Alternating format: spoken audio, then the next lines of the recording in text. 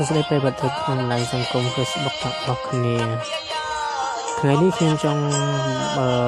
បង្រៀនពីបងប្អូនដែលពិធី hack Wi-Fi ហ្នឹងដោយសារបងប្អូនค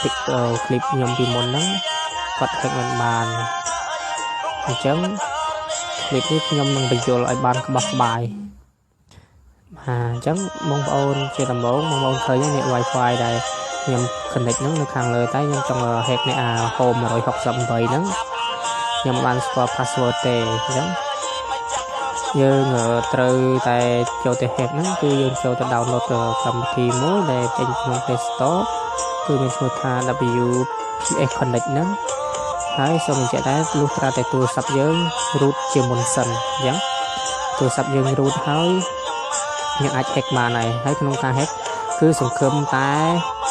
60 ទៅ 70% តែប៉ុណ្ណោះហើយក៏នៅត្រូវឲ្យនៅចិត្តដុំ Wi-Fi ផងដែរបាទអញ្ចឹងដោយសារខ្ញុំ download ហើយអញ្ចឹងបងប្អូនមិនទាន់ download ហើយទេ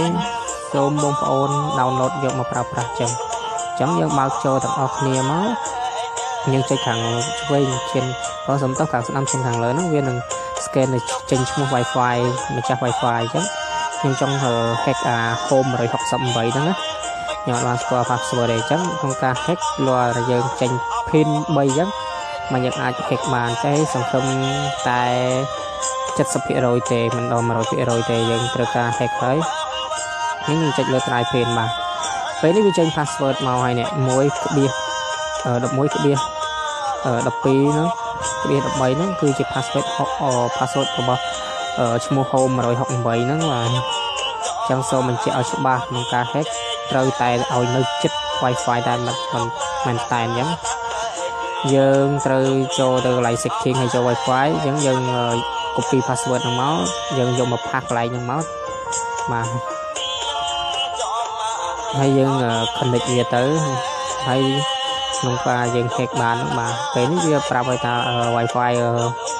home 168ហ្នឹងយើងអាច hack បានជោគជ័យ 100% ហើយបាទអញ្ចឹងនេះបងប្អូនឃើញឲ្យច្បាស់ហើយគឺ home 168យើងគឺ hack បាន 100% ហើយជាចុងក្រោយ